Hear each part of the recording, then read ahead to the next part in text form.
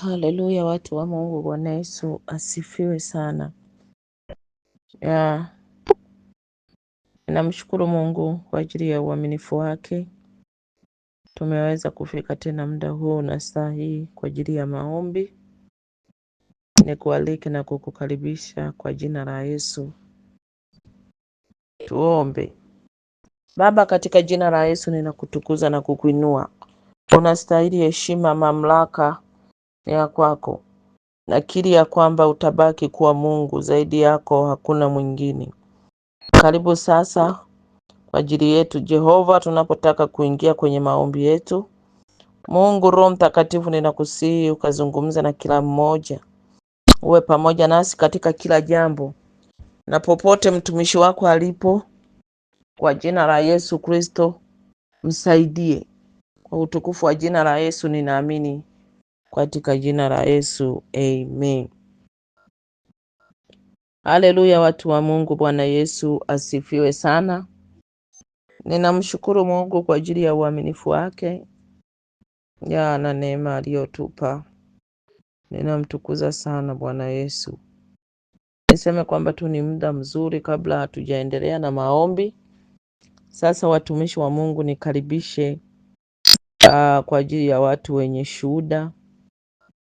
Jana nilisema kwamba maombi haya ya toba ya mabadiliko, Bwana aliniahidi kwamba atasema na watu. Kwa hiyo ninaamini siku ya leo kuna shuhuda. Lakini kuna watu wamenifuata inbox wakanieleza namna leo ambavyo wameona. Wengine wameona maono, wengine wameota ndoto, wengine Mungu amewakumbusha. Paulo anasema macho ya mioyo yenu yapewe nuru. Kwa hiyo ukiona macho yamefunguliwa, Mungu ana haja na wewe na Mungu ana mpango na wewe. Kwa hiyo niombe tu kwamba mtumishi wa Mungu, sasa ni wakati wa shuhuda, lakini wakati wa mahitaji kama kawaida yetu, na baada ya hapo tutaingia kwenye maombi husika. Karibu sana mtumishi wa Mungu mwenye shuhuda, mwenye mahitaji, karibu. Yesu asifiwe. Amina. Na mimi nasimama hapa kwa ajili ya kumshukuru Mungu. Nadhani leo ndio siku yangu ya pili mimi kuingia kwa hii maombi. Kama vile Mungu alisema jana, yeye ndio aliniunga kwa hii kundi. Na siku yangu ya kwanza ilikuwa ni jana na leo.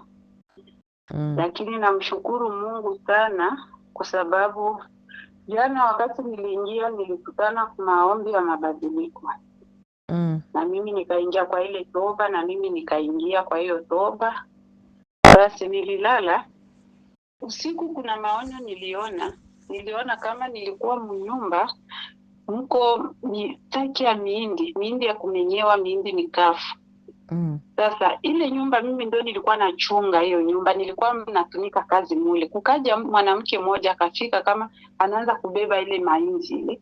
Mimi nikaambia wale wenzangu, tukasema hapana, tuite polisi juu tuliambiliwa kukija mtu akubeba hii mahindi, kusiwe mtu yoyote mwenye atabeba hii mahindi, lakini kukiwa mtu akubeba hii mahindi tupigie polisi.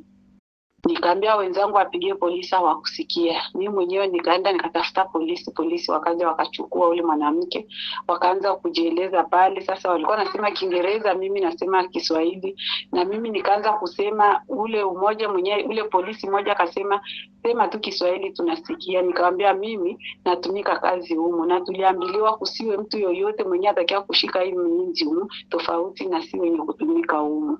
Basi wakamkamata, wakafunga kwanza nyumba yote ikawa giza kabisa, yani hatukuwa naonana si wenyewe tulikuwa mle ndani. Lakini baada tena wakaacha sehemu moja mwangazo kaanza kuingia, tukaona mkawa mwangazo. Kisha wakamshika ule mama wakaenda naye. Nikakia kustuka, niko kusingizi. Nililala tena nikaona ingine maonyo, lakini sikuielewa. Sasa ikafika asubuhi, nikaingia tena nikafungua ile voice yenyewe lituma, nikaingia mtoba tena, nikaanza kurudilia. Niko pale naanza kuomba, ndio nikapata sasa akili, nikapata tena kama niseme ni maonyo kama ni nini, yaani roho akakia kunionyesha kama kuna dhambi ambapo mimi kwa hizi roho za miungu na uchawi zinanifuatilia sana.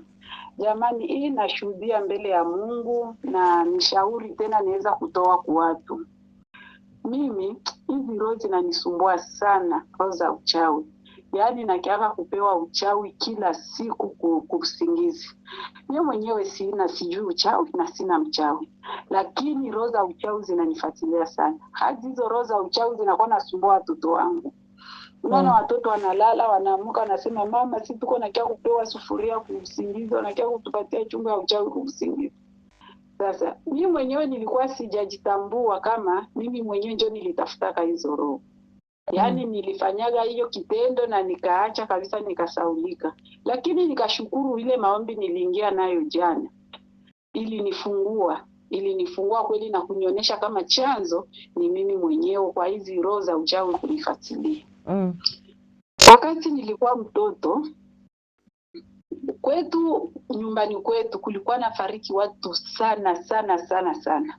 Yaani mwaka tunazika hata watu 5, watu 4, 6. Ikiwa kama ni watoto wadogo, watoto wanafariki kweli. Sasa kukawa wakati mmoja kulifariki mdogo yangu mimi. Tulizaliwa tu wanawake wawili mtumbo ya mama yangu. Huyo mdogo wangu alifariki leo jioni, ilikuwa masaa 11. Akafariki. Basi akazikwa kesho masaa 7 ya mchana. Ikafika tena saa 11 wanatoka kumzika ule mdogo wangu. Tena mtoto wa baba yangu mdogo wa nyuma ya baba yangu naye akafariki mwanaume. Yaani nilipataka hasira sana, na tangu hiyo siku nilianza kutafuta uchawi na mimi niangamize kila mchawi wote mwenye anaangamiza familia yetu. Basi kawa kama vile tu nikawaida tu niko nasema nikipata tu uchawi, kila yoyote aliyesimama juu ya familia yangu nitaangamiza kila mtu. Sikusema kwa mwaka mmoja, sikusema kwa miaka miwili.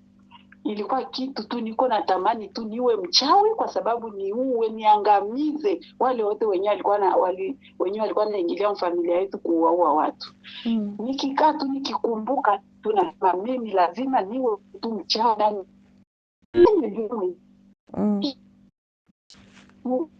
Nani pale pesa anaua mtu na mimi napaswa kuua mtu. Jamani, kumbe nilikuwa najenga madhabahu na kumbe nilikuwa najenga nyumba ya mimi kukalia ndani ya uchawi. Sasa natoka najua nikakuwa na ile huzuni.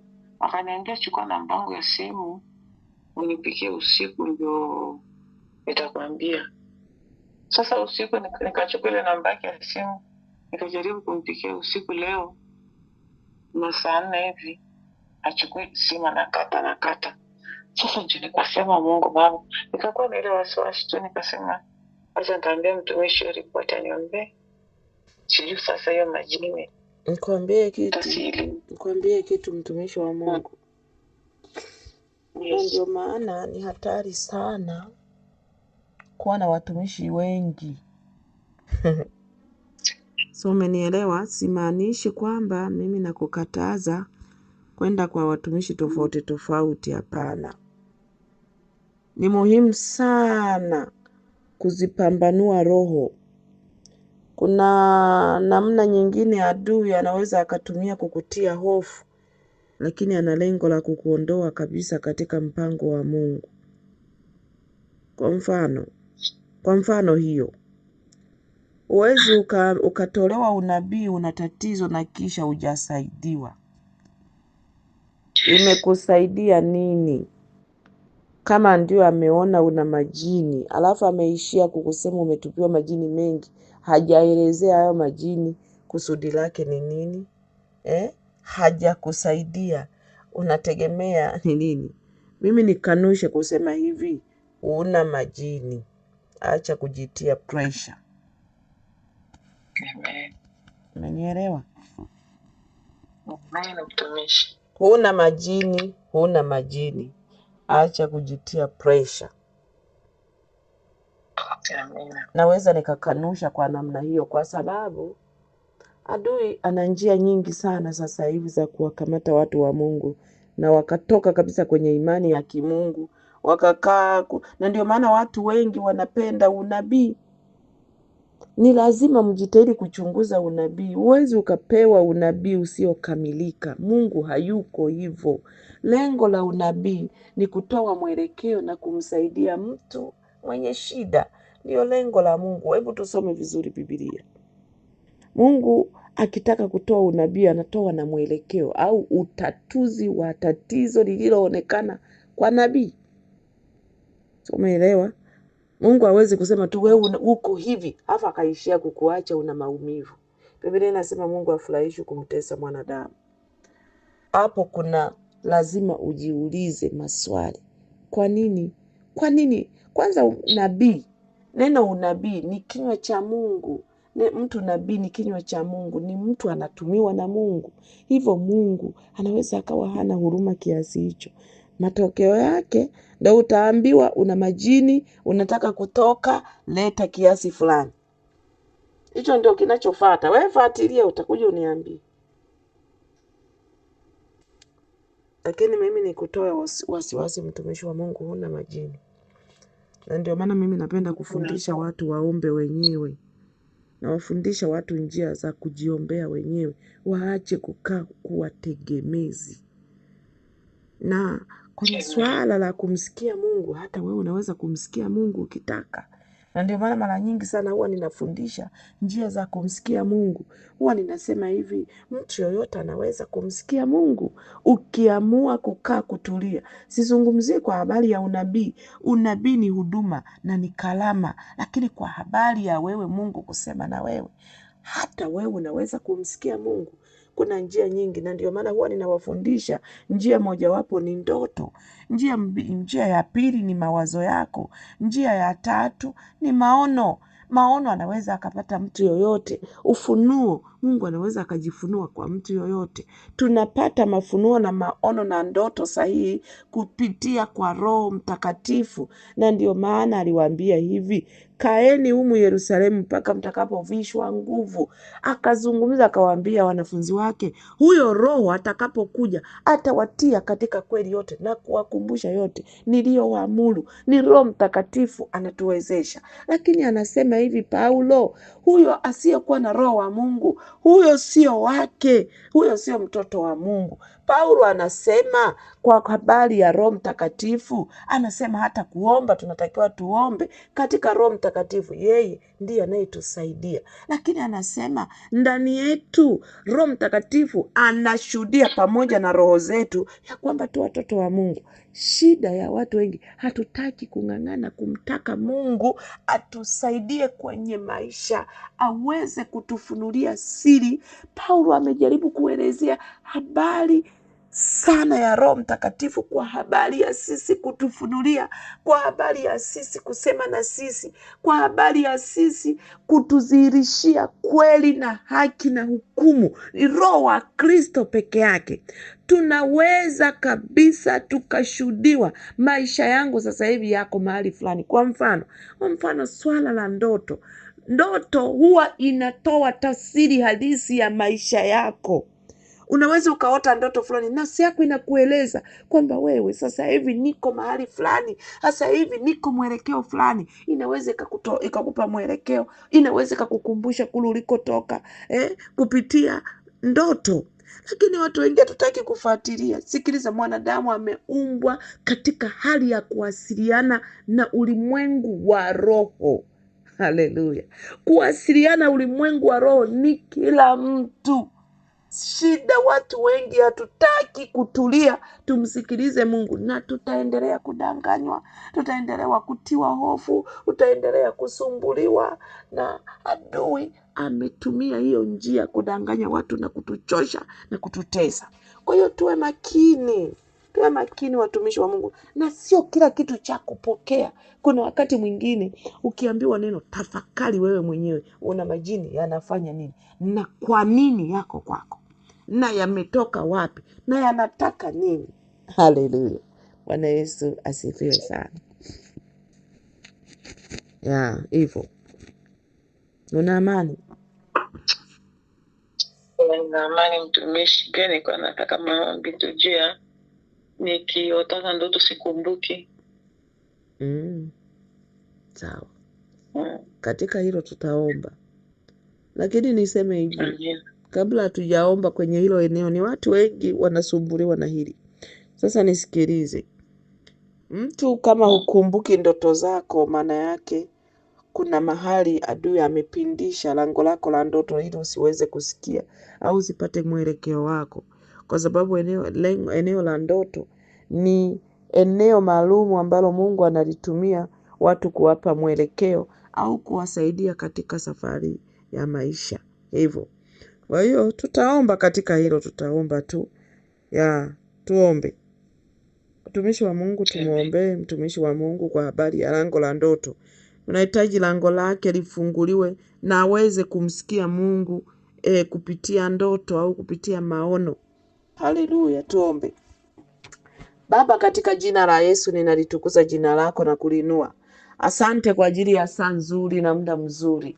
Nami kwa mamlaka ya jina la Yesu Kristo ninamwinua mtumishi wako kwa habari ya lango la ndoto. Nami kwa jina la Yesu Kristo, imeandikwa na ufunguo wa Daudi uko mabegani mwenu. Utafungua utafungua duniani na mbinguni kimefunguliwa. Hivyo kwa jina la Yesu ninaamuru sasa lango la ndoto lifunguke. Naam, ninamnyang'anya adui kwenye lango la ndoto. Ninamnyang'anya adui lango la ndoto. Ninamnyang'anya adui lango la ndoto. Ninamnyang'anya adui lango la ndoto. Roho ya kusahau, ninakwenda kwenye frequency za ulimwengu wa ndoto kwa jina la Yesu Kristo. Leo ninakwenda kwenye store ya ndoto zake Sarafina kwa jina la Yesu. Ninaamuru kuanzia sasa ndoto zako zirenew na uzikumbuke kuanzia sasa. Nguvu ya kukumbuka ninairudisha iliyoibwa na adui. Nguvu ya kukumbuka ninairudisha iliyoibwa na adui, lakini nguvu ya kupata utambuzi kwa habari ya kila ndoto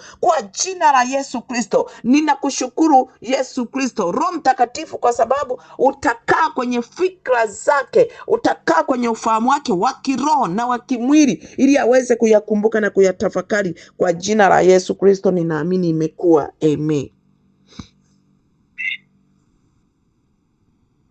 Ubarikiwe sana. Nimechanganya tena, sio Sarafina. Ni Sarafina au nimechanganya? Sarafina hiyo. Okay, barikiwa. Barikiwa sana. Karibu mtu mwingine.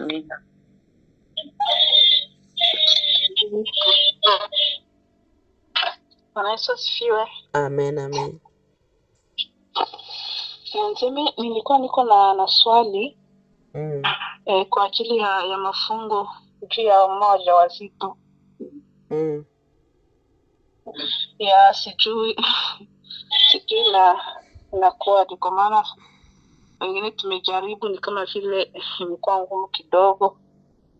Wewe ni mjamzito, usifunge, lakini inategemea wewe mwenyewe unasikiaje. Lakini kiafya tunashauri usifunge. Unaweza ukafunga mfungo ambao utakuwa ni mwepesi. Okay. Asante, ndo ilikuwa swali. Okay, sawa. Barikiwa. Ndio mama, na mimi hapo nilikuwa nasikia aibu kuuliza, kwa sababu ile siku ya kwanza nilipimaga, nilisikiaga nguvu inaniishia, njaa ilifika kwa nifika, yani mchana nikasikia kama sina nguvu, nashinda hata kusimama. Ndio nikawa nataka niulize, nilikuwa nasikia aibu, labda nitaonekana napenda kula sana, labda. Ni mjamzito? Ndio, ni mimi Judy, Okay. Kwa hiyo nilishindwa. Usifunge, lakini omba. Usifunge, lakini omba tu. Kuwa na muda mwingi wa kuomba. Mungu wetu yuko pamoja na sisi, usiogope. Kumbuka mambo ya kufunga ni imani pia.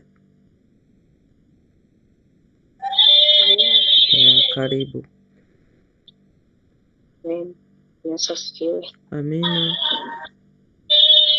Mimi ninafunga, lakini stoma inanitesa sana, lakini niko naweza kufunga kuanzia asubuhi mpaka 16.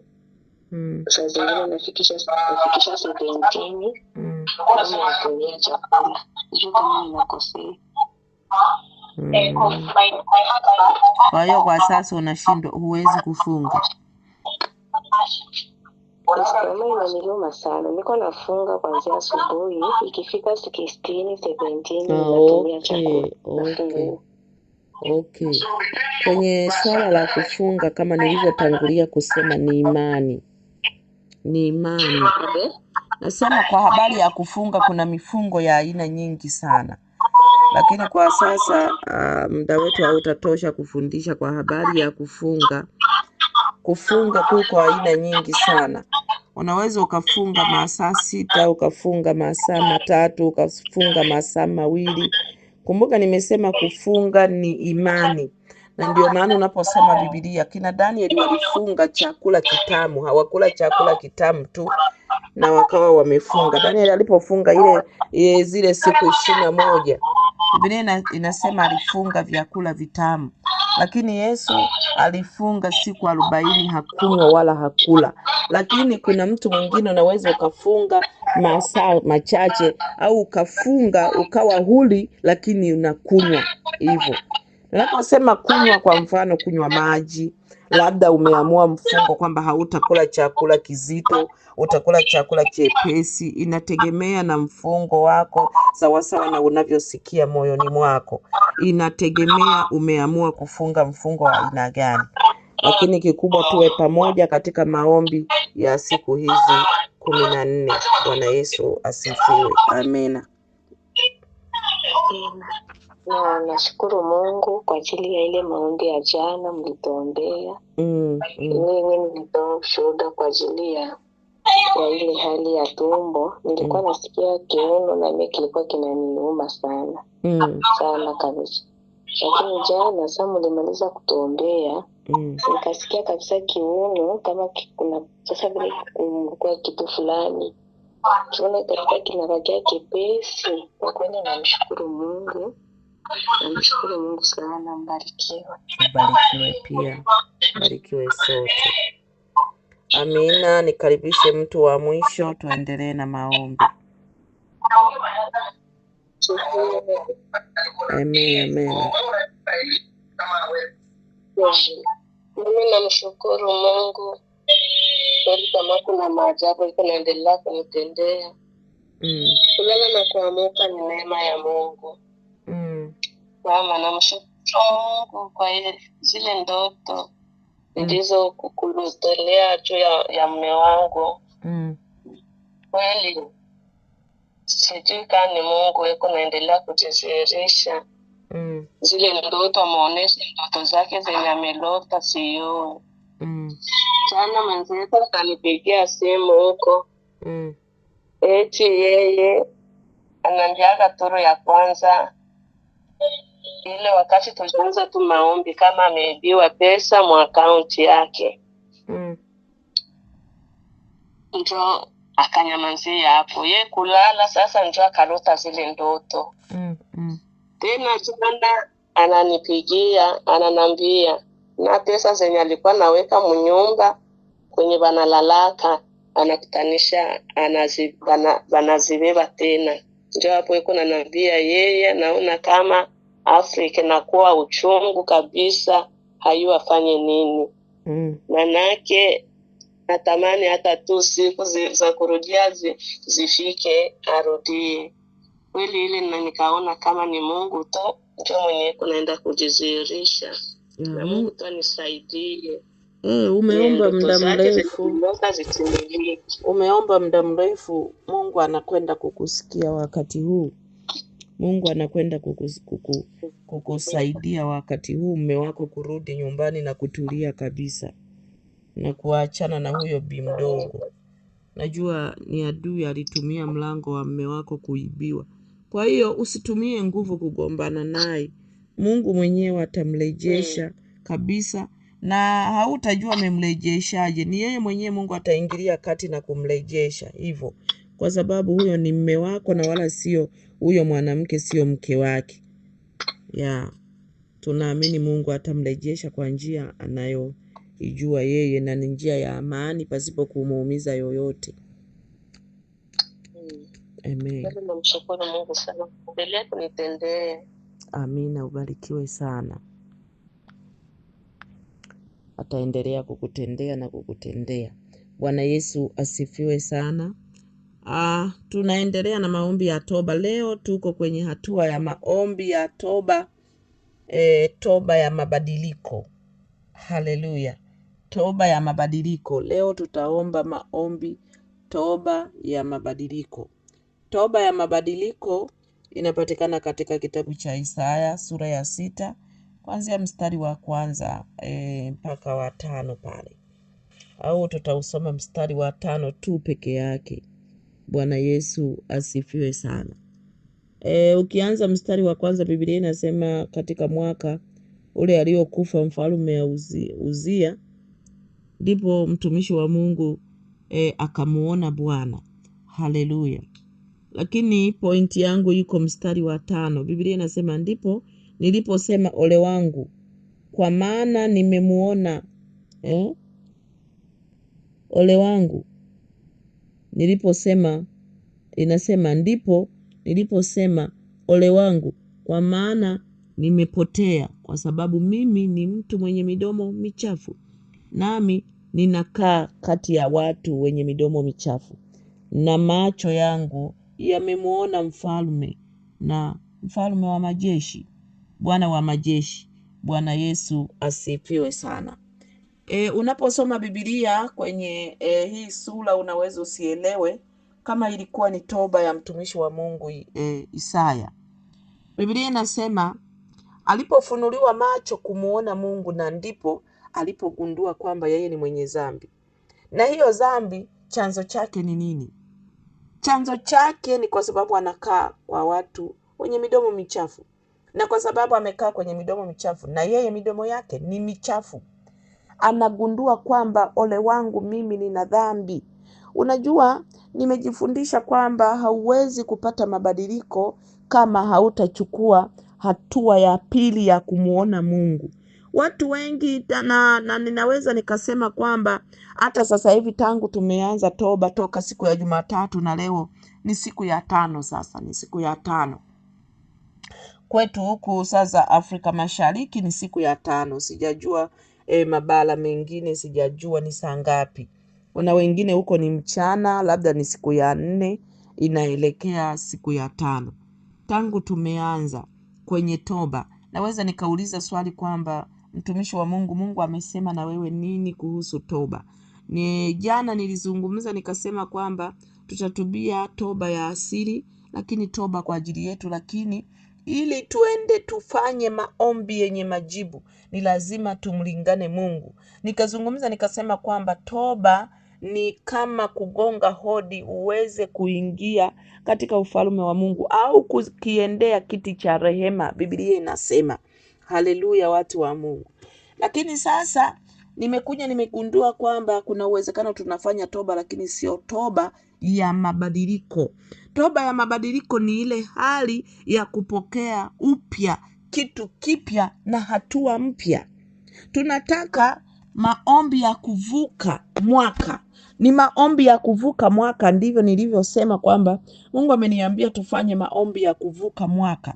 Yaani kuvua mavazi yaliyokuwa au nyakati tulizokuwa nazo mwaka 2025, kwa sababu tunaelekea mwaka 2026. Maana yake tunahitaji kupata ratiba mpya, tunahitaji kupata mavazi mapya, tunahitaji kupata utukufu mpya, tunahitaji kupata mwelekeo mpya na mambo yote mapya sawa sawa na wakati utakao kuja.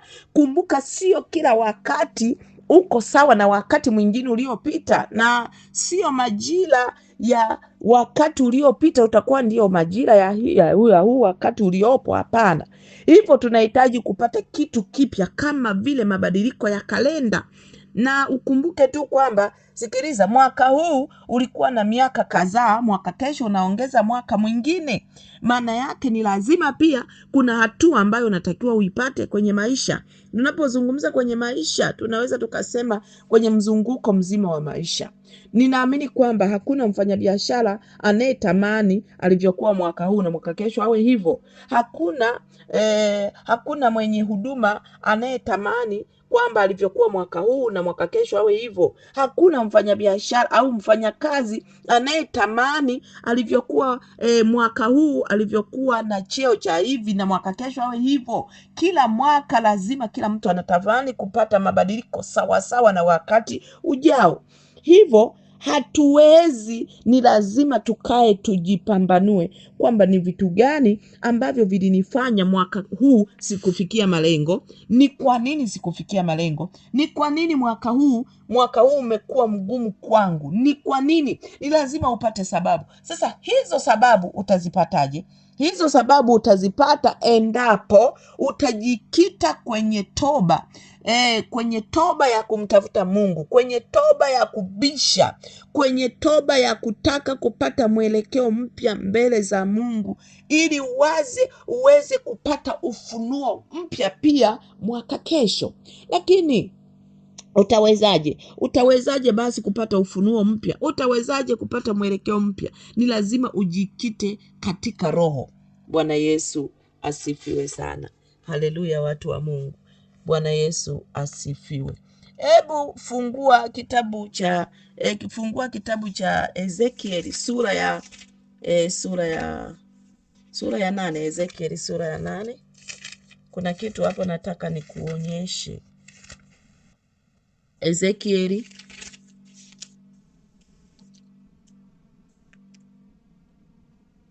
Bwana Yesu asifiwe. Ezekieli sura ya 8. Tutaanza na mstari tu wa kwanza. Biblia inasema, ikawa katika mwaka wa 6 mwezi wa 6 siku ya 5 ya mwezi, nilipokuwa nikikaa nyumbani mwangu, wazee wa Yuda nao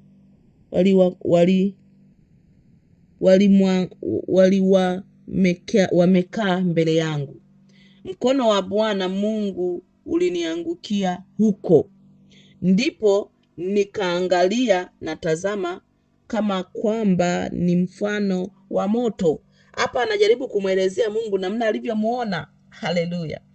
Twende pamoja. Ndipo nikaangalia na tazama, kana kwamba ni mfano wa moto, tangu mfano wa viuno vyake na chini moto, na tangu mfano wa viuno vyake na juu kana kwamba ni mfano wa mwangaza,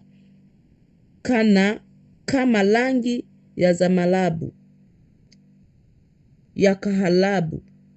Naye akanyoosha mfano wa mkono, akanishika kwa kishungi kimoja cha nywele za kichwa changu, nayo Roho ikaniinua kati ya dunia na mbingu, ikanileta katika maono ya Mungu mpaka Yerusalemu, mpaka mlango wa kuingilia ua wa ndani uelekeao upande wa kaskazini, mahali palipokuwa pamewekwa sanamu ya wivu itiayo wivu. Sasa hapa lengo langu nataka kuzungumzia hapa nataka kuzungumzia tuendelee kusoma. Ikanileta katika maono ya Mungu mpaka Yerusalemu, mpaka mlango wa kuingilia ua wa ndani uelekeayo upande wa kaskazini, mahali palikuwa pamewekwa sanamu ya wivu itiayo wivu. Hapa Mungu alimchukua mtumishi wa Mungu Ezekieli kwa ajili ya kumuonyesha tatizo linalosababisha wana wa Israeli wawe waasi. Ukianza kusoma kuanzia sura ya 3 mpaka sura ya 7 utagundua Mungu anajaribu kuwaelezea wana wa Israeli walivyokuwa waasi. Lakini ni kwa nini walikuwa waasi? Kwa hiyo anajaribu kupelekwa sehemu maalumu ambayo inasababisha wana wa Israeli wawe na waovu, wawe na dhambi. Bwana Yesu asifiwe. Hivyo kusudi langu ninaposoma hii sura, najaribu kuelezea kwamba mtumishi wa Mungu huwezi kuingia kwenye toba sahihi kama hujachukuliwa na Mungu katika roho, ukaenda ukagundua kwenye chanzo cha tatizo kwamba ni kwa nini unataka mabadiliko na ni kwa nini unataka hatua mpya. Lazima kuna kitu ambacho kimesababisha usifikie hiyo hatua mpya, lazima ipo. Bwana Yesu asifiwe. Mungu anamwelekeza Ezekieli kwamba kuna sanamu ya wivu katika hekalu na alinyanyuliwa juu akawekwa kati ya mbingu na dunia, na ndipo akayaona hayo yote, lakini katika roho. Mstari wa 4 inasema, na tazama, huo utukufu wa Mungu wa Israeli ulikuwapo hapo, sawasawa na maono yale niliyoyaona katika uwanda. Ndipo akaniambia, mwanadamu, inua macho yako sasa uangalie upande wa kaskazini. Basi nikainua macho yangu nikaangalia upande wa kaskazini, na tazama, upande wa kaskazini wa mlango ilikuwapo sanamu ile ya wivu mahali pale pa kuingilia. Akaniambia, mwanadamu, je, umeyaona? Akaniambia, unayaona wanayoyafanya, yaani haya machukizo makubwa wayafanyayo nyumba ya Israeli hapa, hata niende zangu mbali na patakatifu pangu. Haleluya, Bwana Yesu asifiwe. Yaani Mungu anajaribu kufunua sababu ambayo Mungu imemfukuza kwenye mahali patakatifu, yaani madhabahuni pake. Au kwa lugha nyingine naweza nikasema kwamba sababu ambayo imesababisha Mungu au Roho Mtakatifu afukuzwe ndani ya maisha yangu. Na ndiyo maana yapo hayo yanayonipata leo. Ipo sababu inayonipata leo. Kwa nini leo yananipata mambo magumu, na wakati mimi nimeokoka, na wakati mimi nimekiri kwamba Bwana ni mwokozi wa maisha yangu? Kwa nini leo yananipata haya mambo? Kwa nini yanakuja bila taarifa? Na ninaposoma Biblia inasema Mungu hawezi kuleta au kuruhusu jambo lolote linipate bila kuwajulisha watumishi wake manabii. Kwa nini sijapata taarifa? Kwa nini sijapata taarifa kwamba kuna jambo fulani linatakiwa linipate? Kwa nini sijapata sababu? Kwa sababu Mungu yuko mbali nami. Iko sababu ambayo inasababisha mimi ni mambo yatokee mabaya, au niishi katika mitego, au niishi katika hali ya kutokushinda wakati mimi ni mtu wa Mungu. Na Biblia inasema kwenye kitabu cha Warumi ya kwamba tunashinda na zaidi ya kushinda kwa yeye aliyetupenda. Kwa nini basi mimi sio mshindi? Ni lazima nijiulize maswali, lakini haya maswali yangu yatajibiwa endapo itatokea nimejiconnect na Mungu, nitatubu toba ya kutokuweza mimi, isipokuwa ninamtaka yeye aniwezeshe. Na leo tutaomba hayo maombi, watumishi wa Mungu. Naona muda wangu umeenda. Ni kweli kabisa, saa moja haitoshi kwa wakati huu, haitoshi. Hivyo basi tuingie kwenye maombi, tutafundishana na kesho pia. Lakini nataka ujue kwamba siku ya leo tunaomba maombi toba ya mabadiliko. Toba ya mabadiliko. Bwana Yesu asifiwe sana. Basi nifatishe maneno haya. Lakini nataka utambue, naomba usome kwenye kitabu cha Zaburi 44. Kitabu cha Zaburi 44, kabla hatujaenda utambue kabisa katika hili. Zaburi 44 mstari wa 3. Zaburi 44 mstari wa 3 mpaka wa 7. Biblia inasema ya kwamba wana wa Israeli walipigana wakashinda vita. Hawakushinda kwa nguvu zao wenyewe, bali ni Bwana ndiye aliyewalizia. Mstari wa 6 na wa 7 hapo Biblia inasema ni Bwana ndiye aliyewalizia. Mstari wa 4 kianzia mstari wa 3 mpaka wa 7. Bwana aliwalizia na ndiyo maana wakapata kushinda. Hebu niseme kwamba leo tunapotaka kwenda kwenye maombi ya toba, mwambie Bwana nilizie. Hebu tubu maombi ya kumtaka Mungu akulizie. Mungu akikulizia utakuwa mshindi. Mungu akikulizia atasema na wewe kukupa mwelekeo.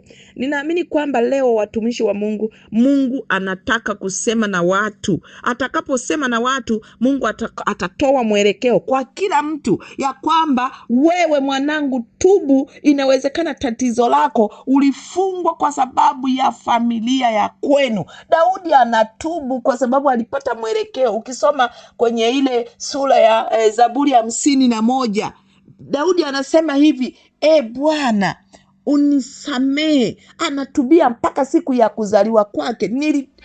Nilitungiwa mimba hali ya uovu, na wewe Mungu upendezwi na moyo wenye uasi. Anatubia, anajaribu kueleza namna alivyotungiwa mimba.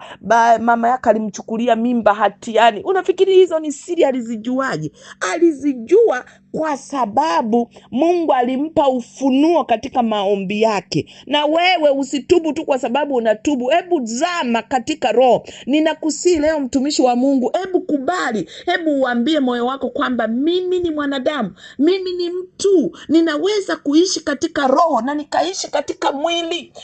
Mtumishi wa Mungu Ezekieli alikuwa tu akiongea na wazee walikuja kumtembelea nyumbani mwake, lakini hapo hapo akapata ujumbe. Mungu akaja juu yake kumpa ufunuo kwa habari ya taifa la Israeli. Alimchukua katika roho, hakumchukua katika mwili. Kwa hiyo na wewe kubali. Na ndio maana Paulo kwenye nyaraka zake anasema, naliomba kwa akili na niliomba kwa roho. Hivyo ni muhimu sana unapotaka kupata uvumbuzi wa jambo gumu, wa jambo linalokusumbua, nenda katika roho. Kwa sababu gani ni lazima uende katika roho? Chanzo cha maisha yako iko katika roho. Ukisikia hata huyo nabii ambaye amezungumza mtumishi wa Mungu hapo, alikuwa katika roho, hakuwa katika mwili. Maana yake alikuwa anazungumzia yule Sarafina wa ndani, kwamba huyo ndiye aliyetupiwa majini, sio Sarafina wa mwilini. Maana yake ni nini? Anajaribu kuzungumza na roho ya mtu. Bwana Yesu asifiwe sana. Kwa hiyo ni muhimu mtumishi wa Mungu ukubali kwenda kwenye toba ya rohoni, sio ya mwilini. Nifuatishe sasa maneno haya, watumishi wa Mungu. Nifuatishe maneno haya. Sema, Bwana Yesu, ninakuja mbele zako, ninaomba unirehemu sawasawa na wingi wa rehema zako. Uyafute makosa yangu yote, kwa maana hakika nimekutenda dhambi.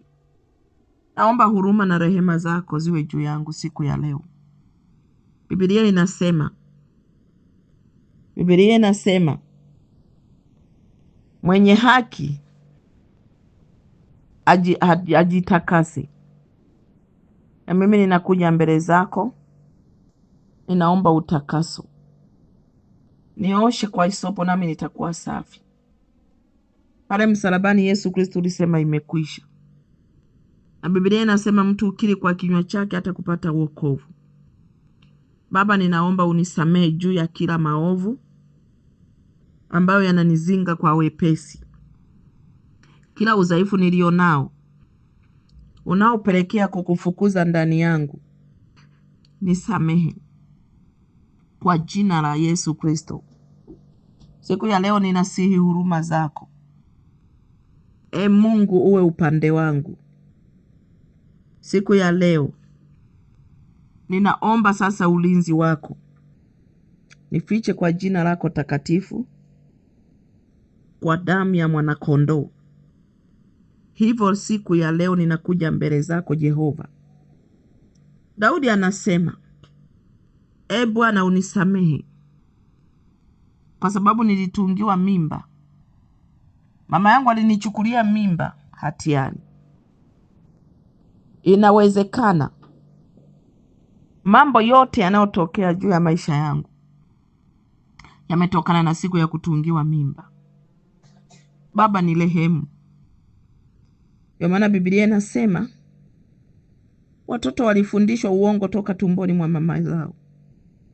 Inawezekana nimelisi uovu wa mama yangu,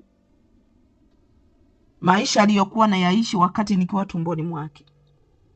Niliaminishwa uongo, niliaminishwa uasi, niliaminishwa uasherati na uzinzi, niliaminishwa matusi na kudharauliwa. Naomba unisamehe.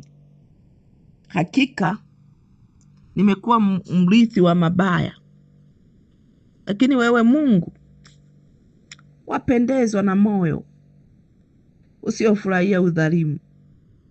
Siku ya leo ninatubu. Tangu nilivyoanza kutambua ya kwamba mimi ni mtu, nilipoanza kujitambua ya kwamba mimi ni mtoto wa kike au wa kiume, Mungu wangu, ninaomba unisamehe mahali nilipohukumiwa kwa matendo yangu. Siku ya leo ninatubu na kuomba rehema zako, kwa kuwa wema wako Bwana ukinizunguka utaniondoa katika hukumu zote na kunitoa kwenye mahakama ya mateso, kwa jina la Yesu Kristo. Biblia inasema adui ni mshtaki wetu, naye uzunguka akiunguruma ili aangalie mtu atakayemmeza. Nimekuwa miongoni mwa watu waliotekwa na adui kupitia mfumo wa maisha ninayoyaishi. Ninaomba unisamehe. Ninatubia dhambi ya kutokusamehe wengine. Inawezekana nimehukumiwa kwa sababu mimi nimewahukumu wengine. Siku ya leo Mungu Roho Mtakatifu nakusihi unisaidie ili niweze kuwarehemu wengine na mimi nipate kurehemiwa. Ninatubu. Ninajua siwezi kusimama kabisa mbele zako kwa haki yangu, isipokuwa kwa damu yako ya thamani inenayo mema, inenayo utakaso, inenayo kunikomboa. Ninaomba siku ya leo nisogee msalabani pako, ambapo nitaondolewa hukumu na mashtaka ya kila namna. Asante kwa sababu umenisamehe. Ninakuja mbele zako leo, ninatubu juu ya kila maneno niliyoyanena mwenyewe na niliyonenewa, yamekaa kwenye ufahamu wangu. Hata kama Mungu ukisema na mimi siwezi kusikia, kwa sababu nimefunikwa na picha za uovu. Nimesikia maneno ya kwamba siwezi. Hata kama ukiniambia naweza, naona bado siwezi. Hata kama ukitamka mimi ni mzima, sioni uzima. Hata kama ukisema mimi nina uzao, sioni uzao. Baba, ninaomba unirehemu. Nimekuwa na moyo wa ukaidi kwa sababu ya yale niliyoyasikia kwa wingi na kuyapokea, lakini yale niliyoyanena mwenyewe, kwa kuwa neno lako linasema umetegwa na umekamatwa kwa maneno ya kinywa chako. Baba, ninatubia maneno ya kushindwa yote niliyoyatamka mimi mwenyewe, maana yake uchawi ulianzia katika kinywa changu. Kwa kuwa umesema kwenye neno lako unayaumba matunda ya midomo, Bwana, kwake yeye aliye mbali na kwake yeye aliye karibu. Nimeumba mwenyewe uharibifu wa maisha yangu. Niliposema sitapata mtoto, na kweli sijapata mtoto. Niliposema sitaolewa, na kweli sijapata mme. Niliposikia kwetu hawaolewi, na mimi nikashika hatutaolewa. Lakini neno lako linasema wewe ni Mungu mwenye rehema na huruma nyingi. Wewe ni Mungu wa mabadiliko. Niliposema kwetu ni maskini, akili yangu ilishiba umaskini. Nisamehe mimi. Ninatubia kila sababu inayokufanya Mungu kae mbali na maisha yangu. Ninatubia kila sababu Mungu inayokufanya niishi katika hali ya mateso. Ninatubia kila sababu ambayo inasababisha Mungu nisiweze kukuona katika maisha yangu. Ninaomba huruma na rehema zako ziwe juu yangu siku ya leo, Jehova. Damu yako ya thamani inene mema. kwa kuwa ninatamani hatua mpya. Lakini tazama, mbele yangu kuna milima siwezi kusimama. Zaidi ya yote ninakumbuka historia ya maisha yangu. Bwana, ninaomba unirehemu. Nirehemu, imekuwa tanzi katika maisha yangu.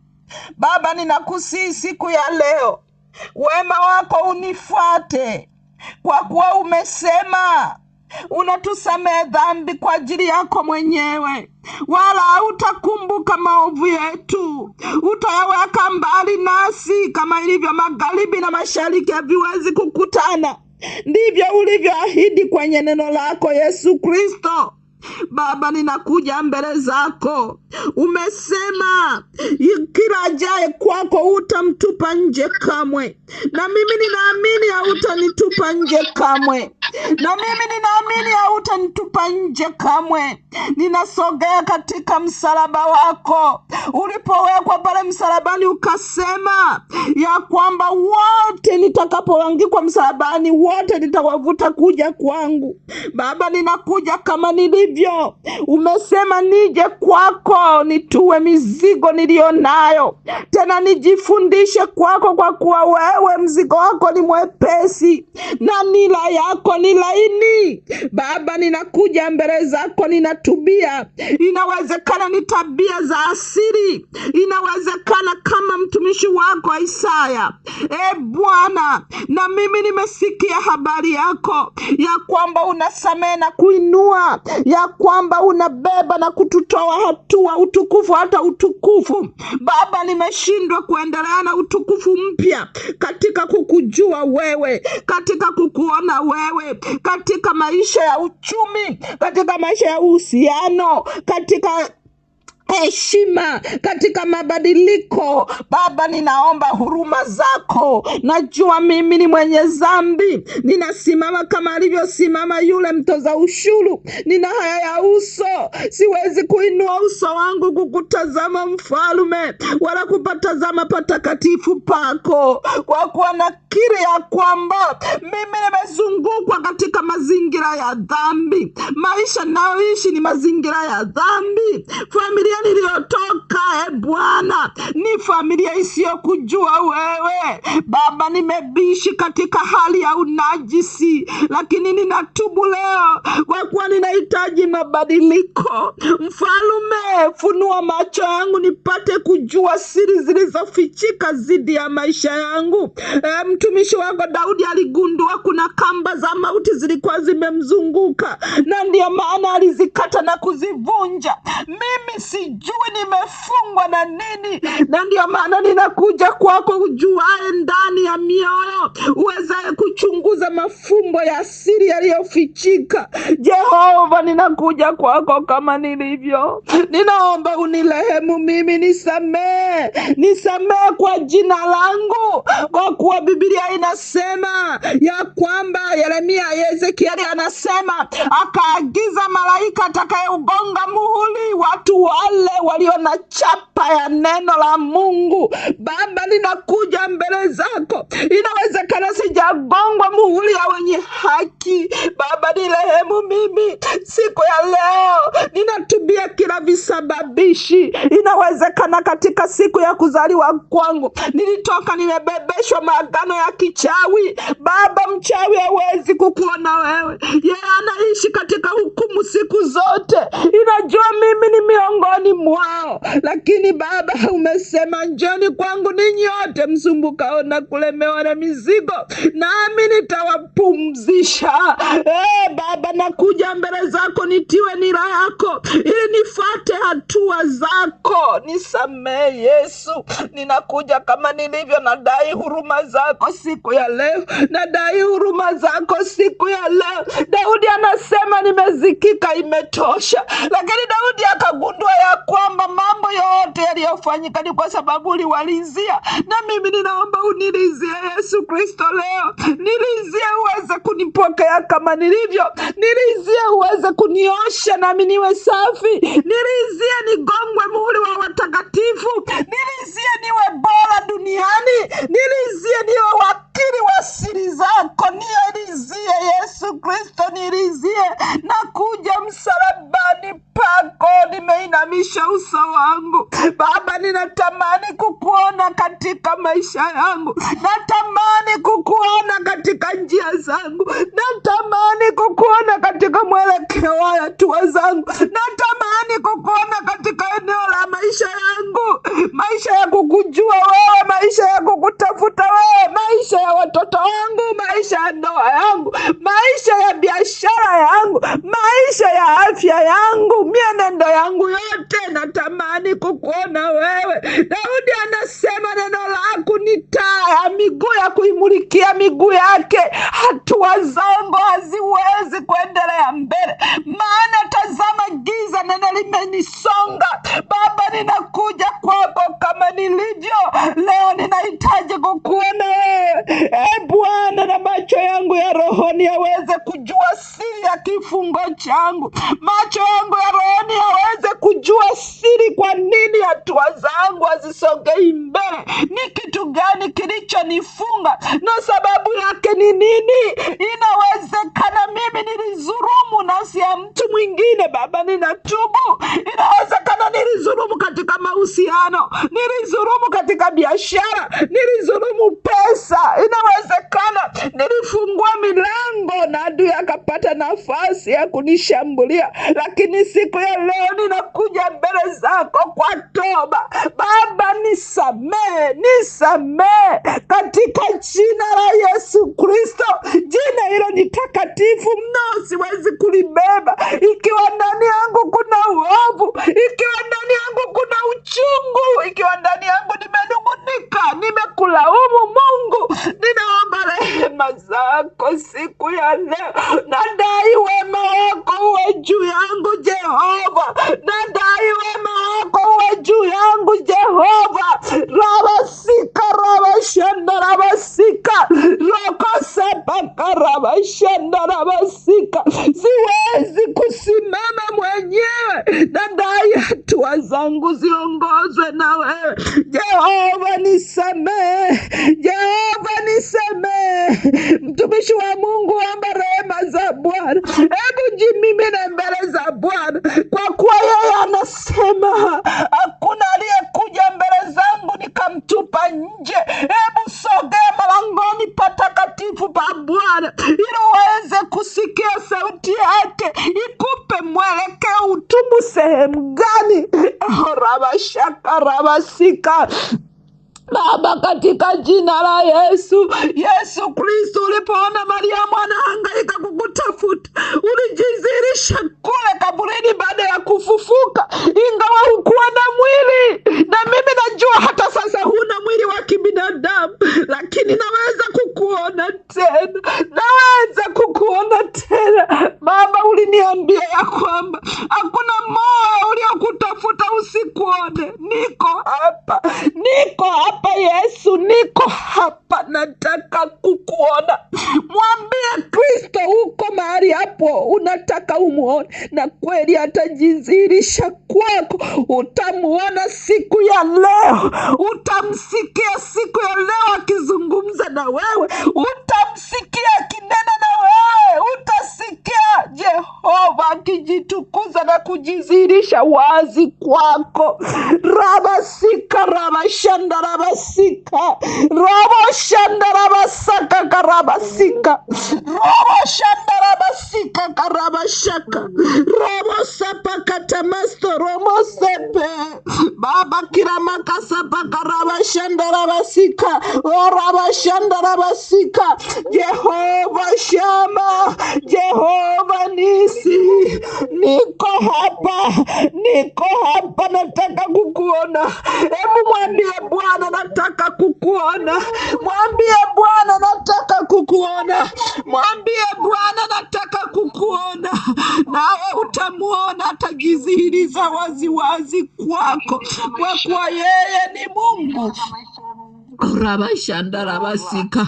Baba, ninakushukuru kwa uaminifu wako, wa neema uliotujalia. Baba, ninasi neema yako ipate kunizirishia ya kwamba umenisamehe, na kama uliponisamehe, Bwana, nitaona hatua mpya.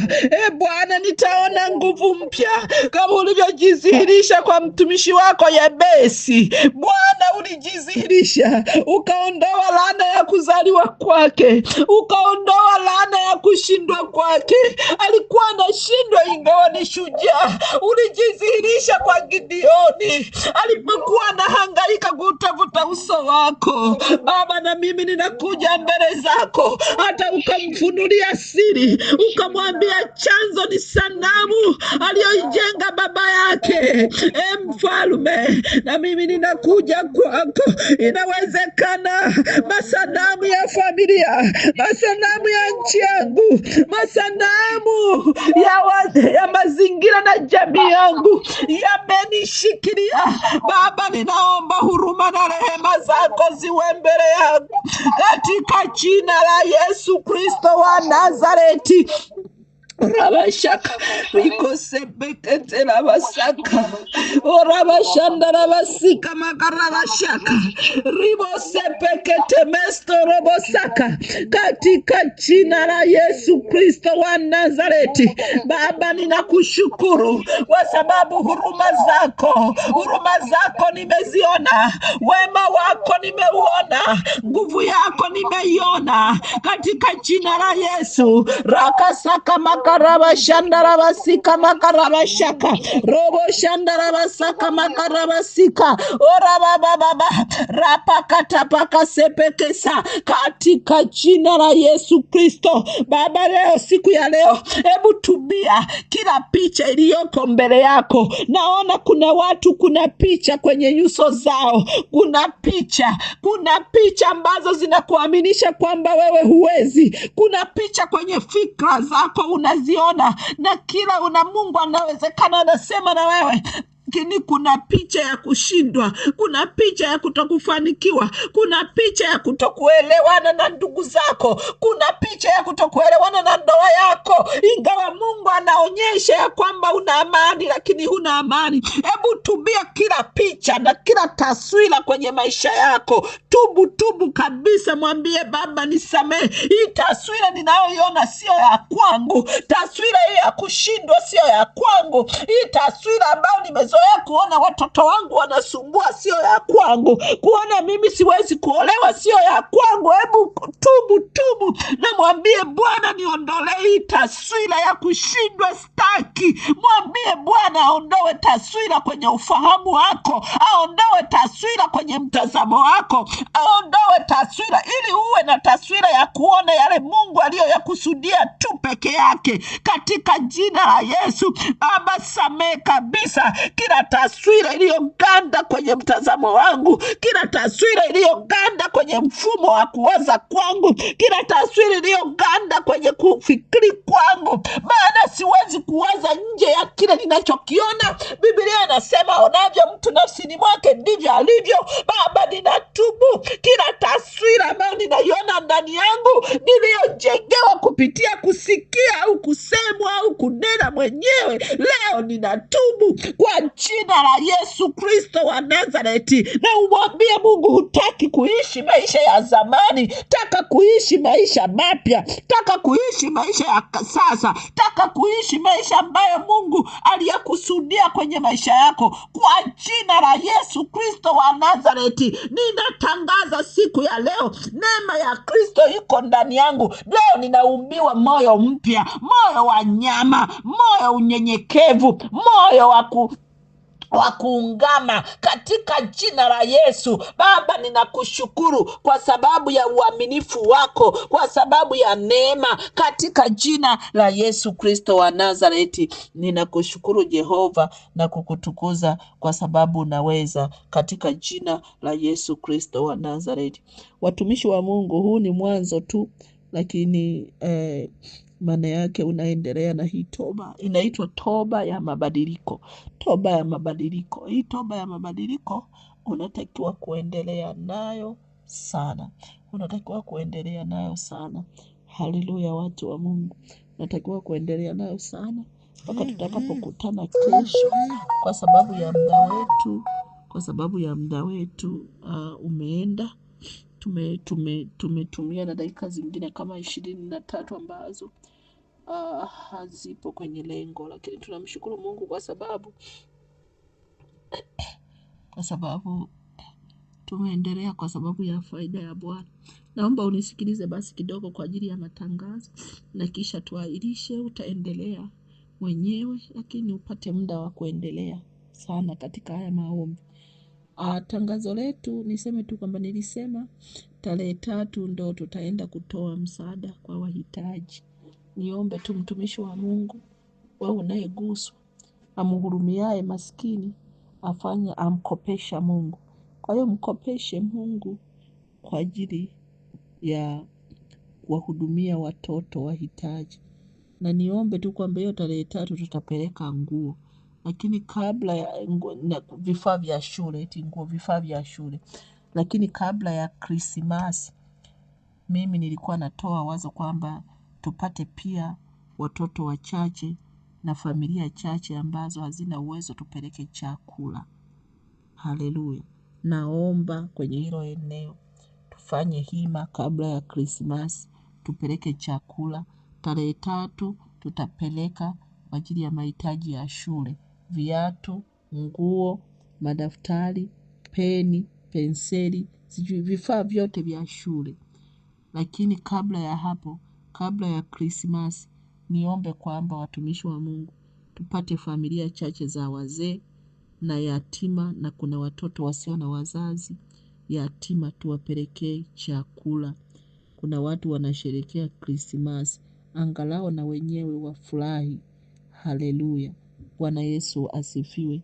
Nikuombe sasa, mtumishi wa Mungu, tufanye hima kwenye hilo eneo, na ninaamini tu kwamba Mungu atakubariki. Biblia inasema ibada iliyo njema ni kuwakumbuka ni yatima. Mungu akubariki sana. Hebu shika tu kwenye kichwa chako tuombe. Baba, ninakushukuru na kukutukuza kwa ajili ya watumishi wako wote. Ninawafunika kwa damu ya Yesu Kristo. Naam, ninaamuru neema yako haitanyamaza. Umeniambia siku ya leo utasema na watu. Sema na mama huyu, sema na binti huyu, sema na kijana huyu, sema na baba huyu, sema na watumishi wako wote kwa jina la Yesu. Ninakushukuru kwa sababu kesho nitasikia shuhuda nyingi ya kwamba Mungu umesema nao na umejidhihirisha kwao. Kwa jina la Yesu Kristo ninawafunika. Damu ya Yesu Kristo inene mema kwa ajili yenu ninyi nyote. Amen. Tukutane kesho. Asanteni sana. Amen.